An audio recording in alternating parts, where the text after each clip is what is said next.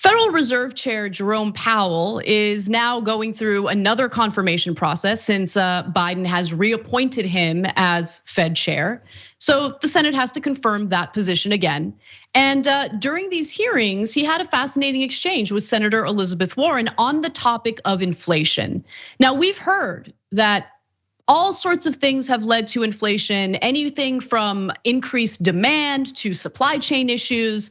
But what about the corporations who simply increase their prices because they can, and there's virtually no one stopping them, and there's virtually no competition? Warren wanted to ask about that. Let's watch. Today, nearly 2 out of 3 of the biggest publicly traded corporations in the country are reporting fatter profit margins than they reported before the pandemic, which doesn't sound like they're just passing along costs. So let me ask you, does that increase in profit margins combined with greater market concentration in industry after industry suggest to you that some corporations may be passing along increased costs and at the same time charging more on top of that to fatten their profit margins? That could be right. It could also just be, though, that demand is incredibly strong, and that they're raising prices because they can. Well, that's the point. They're raising prices because they can, and they're not being competed down. That was an important moment, because what Warren points out there in regard to the record profits that these corporations are making makes it abundantly clear that they're adding a lot more to their prices. Like, they're really utilizing the narratives that we've heard in the corporate media, like inflation, inflation, inflation, inflation. Perfect opportunity for corporations to just increase their prices to whatever they want. When you think about how various sectors of the economy are monopolized, I mean, what are they gonna do? Worry about competition and lower their prices as a result of that? And we're not talking about, things that luxury items that people might not need but want to spend money on. We're talking about like actual things that people need in their households on a regular basis. The cost of food. Why have we seen such an extreme amount of inflation in various sectors of the economy? And that's what she's trying to draw attention to. I'm not saying that it's only because of that, of course. There have been some supply chain disruptions, which I think makes it pretty clear that maybe we should consider having more manufacturing in this country instead of exploiting cheap labor around the world. But that's not the only issue here. You have corporations taking advantage of the narratives that are playing out in the corporate media to not only increase their prices, but to use the corporate media to justify it, even when there's no justification. Yeah, and again, record profits, right? That are not being passed down to the workers and that are not being reflected within the pricing, right? Where it's like, yo, they're making a lot of money. It's not like they have to raise prices so that they meet some minimum threshold of profit, right? Like, it's like, no, I gotta charge you this because I need to make X amount. Like, no, like they're making all the money and they're keeping it for themselves. Like they're getting it on both ends, right? Like they're not paying it out to the workers and they're price gouging consumers. So like, of course, like, surprise, surprise, the evil actor in this whole thing are the corporations. Like, who could have predicted that? And and economists say it all the time. Inflation talk is sort of a self-fulfilling prophecy. You pump inflation talk. We say, oh snap, I gotta save, I can't spend, I gotta hold on to stuff. I start hoarding stuff, and then that has a terrible effect on the economy. But what I will say is that there is a psychic cost to that sticker shock. Like, people don't like seeing gas cost that much. Even if you say, yo, the government's like, yo, we're gonna send you some money, put some money in your hand to pay for, that higher price of milk or that higher price of gas. Like, people just feel agita when they see prices are that astronomically high. And that's not good for the powers that be.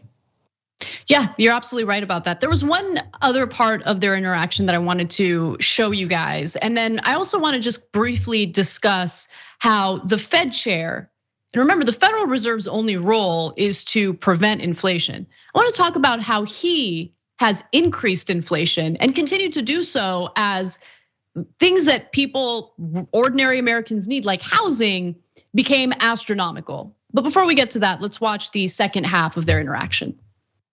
Market concentration has allowed giant corporations to hide behind claims of increased cost to fatten their profit margins. So the consumer pays more, both because the corporation faces higher costs and because, as you put it, because the corporation can increase prices. The reason I raise this is that higher prices have many causes, and we can't overlook the role that concentrated corporate power has played in creating the conditions for price gouging. She's absolutely right about that.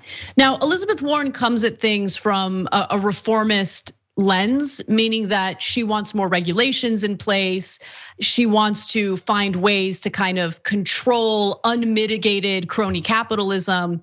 But I also want to be clear about something. Despite any well-meaning regulation, even if those regulations work, all of that always ends up being temporary, because you still have, like, remember, the whole point of like a capitalist system is to do what, Waz? What does capitalism compel you to do? What is the mandatory point in capitalism? It's profit, generate profit. That's it. That's it. You've got a board of investors, and every time you meet with them, they're like, yo, what are you doing to increase my return on investment? That is capitalism. So companies literally have a fiduciary responsibility to their shareholders, to their board, to maximize profits. And what do they do in order to ensure that happens? They engage in the lobbying that we've seen, the money in politics. It leads to the corruption that we've seen. And they will claw their way to what they want, which is repealing those regulations bit by bit, little by little. That is always the outcome. So even if we pass regulations, which honestly right now with how ineffective government is, I'll take it. But just understand that those regulations aren't permanent. They always end up getting chipped away at, because the whole point of this system is to maximize profits, period. Now, real quick, I wanted to also just discuss Jerome Powell and how disastrous it is that he is very likely to continue serving as Fed chair. This is the man who has engaged in, record quantitative easing. And this is monetary policy that put money, cold hard cash, in the pockets of big banks, private equity firms. And what did they do with that money? They invested it for themselves, particularly in real estate. They bought up entire neighborhoods of single family homes. And what did that do? It caused inflation in the housing market. Insane inflation in the housing market. And this is the unelected government agency, the Federal Reserve, whose only task is to prevent inflation. Bravo. Thanks for watching The Young Turks, really appreciate it. Another way to show support is through YouTube memberships. You'll get to interact with us more. There's live chat emojis, badges. You've got emojis of me, Anna, John, JR. So those are super fun. But you also get playback of our exclusive member-only shows and specials right after they air. So all of that, all you gotta do is click that join button right underneath the video. Thank you.